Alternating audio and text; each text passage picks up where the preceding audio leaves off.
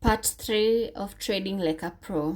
I normally like to say that liquidity is the reason why the markets move, and the reason why is because I think liquidity impacts price volatility, or rather liquidity fuels the market. With time, you'll come to notice that liquidity really helps us anticipate price direction, and that's why I like to put it among the top of the things I need to look at when I start my chart analysis. Before anything else, I like to find out where liquidity is lying around at any given time. And the reason for this is because liquidity normally acts as a magnet for price. That is, it attracts price, and within some time, price will tend to go to those levels of liquidity. What happens after price goes to those levels of liquidity?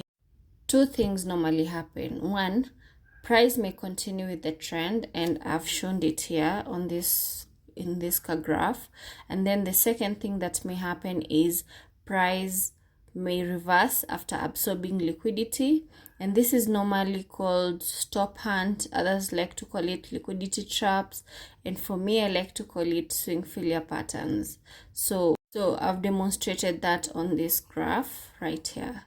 So you guys can pause and just look at the graphs and the meaning of this. So normally the trap is for the traders who thought that price would continue with its trend, but unfortunately they were just getting trapped. And this happens time and again. If you open up your charts, any kind of chart, you'll notice that a lot of traders tend to get trapped, or they are normally messed up by the institutional traders. Open even the most recent chart and you'll notice there was a liquidity trap.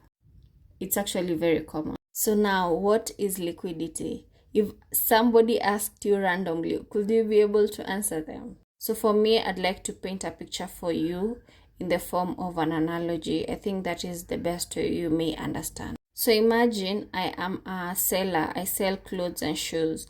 Where do you think I should set up my shop to clear my stock quickly? Number one, the option is Nairobi CBD or Eastleigh for most Kenyans who know. And number two, in my estate or neighbor. So of course, I'll go with where a lot of traders and buyers are, as in a lot of sellers, because you're selling shoes and clothes. So now Eastleigh and CBD will be the areas where liquidity is lying.